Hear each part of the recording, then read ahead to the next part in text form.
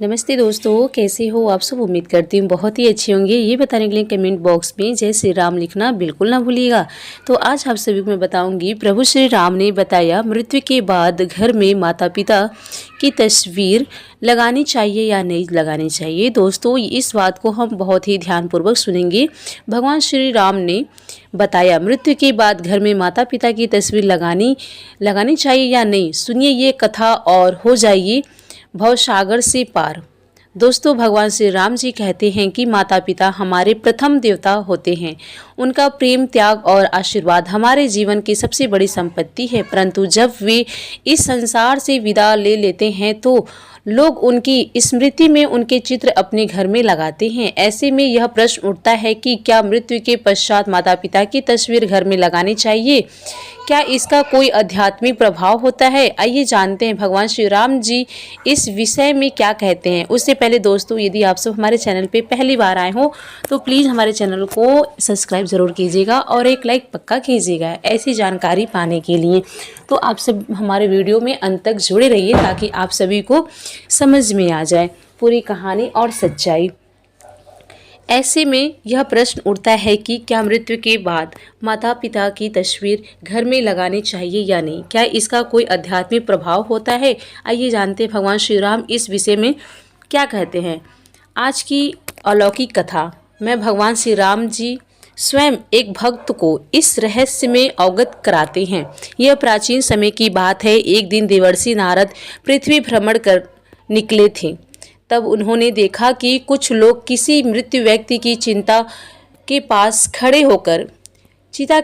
खड़े होकर रो रहे थे और मन ही मन दुखी हो रहे थे। कुछ समय बाद उस मृत्यु व्यक्ति की परिजनों ने उसका चित्र अपने घर में लगाया और उसके समक्ष बैठकर उसे स्मरण करने लगे। यह दृश्य देखकर देवर्षि नारद आश्चर्यचकित हो गए और सोचने लगे, जिस व्यक्ति की मृत्यु हो गई है उसके परिजन उनके चित्र को घर में क्यों लगा रहे हैं? अब इस संसार से मुक्ति हो गए हैं, फिर उसके चित्र का घर में क्या प्रयोजन? क्या ऐसा करने से मृत्यु व्यक्ति की कृपा प्राप्त होती है या इसका कोई और अर्थ है? देवर्षि नारद इस दृश्य को देखकर कुछ समझ नहीं पाए। अपने प्रश्नों के उत्तर पाने के लिए उन्होंने भगवान श्री हरि विष्णु जी के लोक वैकुंठ की ओर प्रस्थान किया।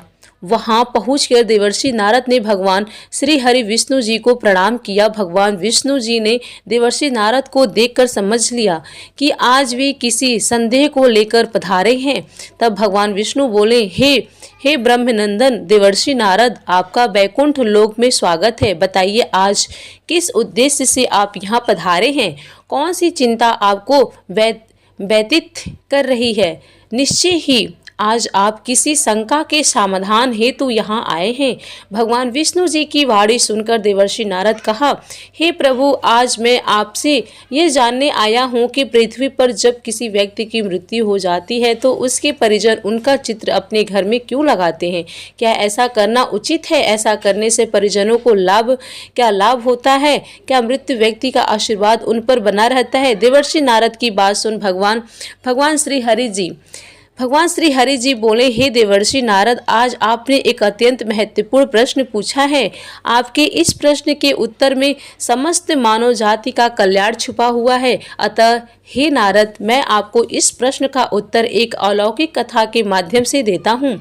आप इस कथा को प्रारंभ से अंत तक ध्यानपूर्वक सुनिए, क्योंकि जो भी इस कथा को पूर्ण रूप से श्रवण करता है उस पर मेरी कृपा सदा बनी रहती है। देवर्षि नारद बोले, हे प्रभु, मैं आपको वचन देता हूँ कि जब तक आप यह कथा सुनेंगे मैं उसे पूर्ण श्रद्धा और ध्यान से सुनाऊंगा। कृपा अब मुझे यह कथा सुनाइए। तब भगवान श्री हरि विष्णु जी कथा प्रारंभ करते हुए बोले, हे ब्रह्मनंदन देवर्षि नारद, ये कथा समस्त संसार का कल्याण करने वाली है। यह बहुत प्राचीन काल की बात है जब भारत में रामदास नामक एक युवक रहता था। रामदास भगवान श्री कृष्ण का परम भक्त था। वह सदा सच्चे धर्म का पालन करता और अपने माता पिता की सेवा करता था। समय धीरे धीरे बीतता गया और वो अपने माता पिता के साथ एक सुखमय जीवन व्यतीत कर रहा था। रामदास की पत्नी का नाम साधना था। साधना भी एक चरित्रवान, धर्मनिष्ठ और पतिव्रता स्त्री थी। रामदास अत्यंत परिश्रमी था। वह दिन भर श्रद्धा से परिश्रम करता और जो कुछ कमाता उससे अपने परिवार का पालन पोषण करता। उसे अपने माता पिता से अत्यंत प्रेम था। फिर एक दिन अचानक उसके माता पिता का निधन हो गया। रामदास अत्यंत दुखी हो गया। माता पिता के अंतिम संस्कार के पश्चात उसने उनके बड़े चित्र घर में पूजा स्थल में स्थापित कर दिया और प्रतिदिन उनकी पूजा करने लगा। अब उसका जीवन माता पिता की पूजा करते हुए बीतने लगा। कुछ सप्ताह बाद उनके जीवन में अजीब घटनाएं घटने लगी। मानसिक अशांति बढ़ने लगी, घर में कलह होने लगी और वो सपनों में विचित्र दृश्य देखने लगा। अब उसका अपनी पत्नी साधना से प्रतिदिन झगड़ा होने लगा। रामदास का मन पूरी तरह से अशांत हो गया। एक दिन वह गंगा के तट पर बैठकर रोने लगा। वहां गंगा किनारे श्री कृष्ण का एक मंदिर था। वो श्रद्धा के साथ उस मंदिर में गया और भगवान श्री कृष्ण के सामने बैठकर प्रार्थना करने लगा।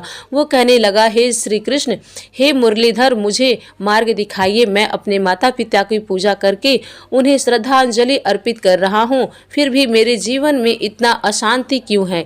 वह सच्चे हृदय से भगवान श्री कृष्ण से प्रार्थना कर रहा था। तभी वहां एक दिव्य प्रकाश प्रकट हुआ। चारों ओर दिव्य सुगंध फैल गई और भगवान श्री कृष्ण प्रकट हुए। उनकी आंखों में करुणा थी और स्वर अत्यंत शांत था। श्री कृष्ण को सामने देखकर रामदास स्तब्ध रह गया। उसे विश्वास नहीं हुआ कि स्वयं भगवान श्री कृष्ण उसे दर्शन दे रहे हैं। फिर कुछ साहस जुटाकर वह बोले, हे प्रभु, आज आपका दर्शन पाकर मेरा जीवन सफल हो गया।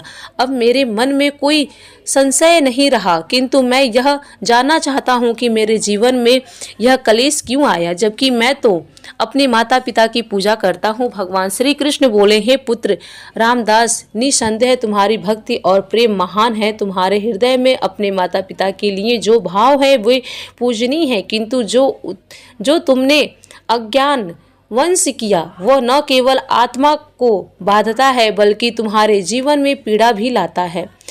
जब कोई अपने प्रियजनों को खोता है, विशेषकर माता पिता को, तो उन्हें याद करना और सम्मान देना उचित है, किंतु कुछ नियम और मर्यादा है जिन्हें हर मनुष्य को जानना आवश्यक है। हे पुत्र, जब कोई आत्मा इस शरीर को छोड़ती है तब उसका उद्देश्य होता है अगले जन्म की ओर बढ़ना और उस यात्रा को पूरी करना जो ब्रह्मांड में उसके लिए निर्धारित की है। लेकिन जब हम उस आत्मा के चित्र को पूजा स्थल में रखकर प्रतिदिन दीप जलाते हैं, फूल अर्पित करते हैं, तो यह प्रेम एक बंधन बन जाता है। जो आत्मा आगे बढ़ना चाहती है वो हमारे प्रेम के कारण उसी भावना में अटक जाती है। भक्ति दिखाओ पर उन्हें प्रेम से मुक्ति करो। उन्हें बांधो नहीं, उन्हें आशीर्वाद के साथ विदा करो। प्रार्थना करो लेकिन पकड़ो नहीं, क्योंकि सच्चा प्रेम वही है जो आत्मा से मुक्ति चाहता है, न कि उसे अपने मोह में फंसाए। भगवान श्री कृष्ण ने शांत स्वर में कहा, हे कृष्ण, हे पुत्र, यह जानना हर गृहस्थ के लिए आवश्यक है कि जिस स्थान पर भगवान की ऊर्जा होती है वहाँ मंत्रों की ध्वनि गूंजती है। जहाँ दीपक की ज्योति आत्मा को परमात्मा से जोड़ती है वहाँ मृत व्यक्तियों के चित्र नहीं लगाए जाते, क्योंकि वह स्थान आत्मा की मुक्ति का केंद्र होता है, न कि बंधन का। जब हम पूजा स्थल में पितरों के चित्र लगाते हैं तो अनजाने में हम दो अलग अलग शक्तियों को एक साथ एक स्थान पर जोड़ देते हैं। इससे न केवल आत्मा उलझती है बल्कि गृहस्थ जीवन की शांति भी भंग होती है। भगवान का स्थान आत्मा की मुक्ति का केंद्र होता है और पितरों का स्थान स्मृति और श्रद्धा का। अतः इन दोनों को अलग अलग रखना चाहिए। भगवान श्री कृष्ण आगे कहते हैं, यदि तुम अपने माता पिता का चित्र घर में रखना चाहते हो तो ध्यान रहे कि वो पूजा स्थल ना हो, वह स्थान केवल स्मृति हो, जहाँ दीपक दीपक या अगरबत्ती ना जलाई जाए, वह श्रद्धांजलि हो, पूजा नहीं। पूजा वहाँ होती है जहाँ हम भगवान का आवाहन करते हैं, और स्मरण वहाँ होता है जहाँ हम किसी को प्रेम पूर्वक याद करते हैं। हे पुत्र, प्रेम और पूजा के अंतर को समझो। जो आत्मा जा चुकी है उसे सम्मान दो, किंतु ईश्वर की पूजा और आत्मा की स्मृति का मार्ग एक जैसे न बनाओ। यही सच्चा धर्म है। जो संताप तुम्हारे मन में है वह स्वाभाविक है। माता पिता के निधन के बाद हर संतान उनके लिए कुछ करना चाहती है। पितरों की शांति के लिए श्रद्धा और तर्पण सर्वोत्तम उपाय है। इन वैदिक कर्मों के माध्यम से तुम न केवल उन्हें सम्मान देते हो, बल्कि उन्हें अगली यात्रा के लिए आध्यात्मिक शांति, आध्यात्मिक शक्ति भी प्रदान करते हो। यही सच्ची सेवा है। जो चला गया उसे मोह से मत बांधो, प्रेम से मुक्ति करो। एक पुत्र का धर्म है पवित्रता। यह संसार माया है। आत्मा आती है, अनुभव करती है और फिर चली जाती है, पर जब तुम मोह से डूब जाते हो तो वह तुम न केवल अपने हृदय को बांधते हो, बल्कि उस आत्मा की गति को भी रोक देते हो। मोह आत्मा को रोकता है, प्रेम उसे मुक्ति करता है। जो भी पुण्य कार्य तुम उनके नाम पर करोगे, जैसे गरीबों की सेवा, भूखों की भोजन कराना और वृक्षारोपण करना, यही कर्म तुम्हारे जीवन में तुम्हारे माता पिता के आशीर्वाद के रूप में लौटेंगे। प्रेम को कर्म में बदलो, यही सच्ची श्रद्धांजलि होगी। भगवान श्री कृष्ण ने आशीर्वाद देते हुए कहा, हे पुत्र, तुम्हारे माता पिता ने तुम्हें बहुत प्रेम किया।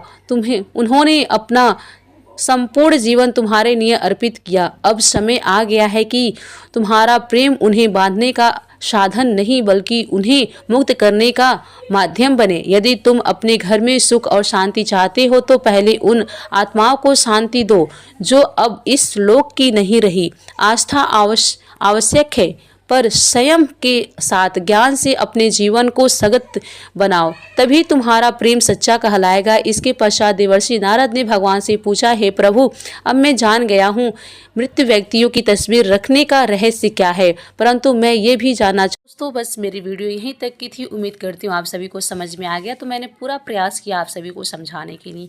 चलिए फिर मिलेंगे नेक्स्ट वीडियो में। यदि आप सभी को मेरा वीडियो अच्छा लगा तो प्लीज़ हमारे वीडियो को लाइक, शेयर एंड सब्सक्राइब जरूर कीजिए।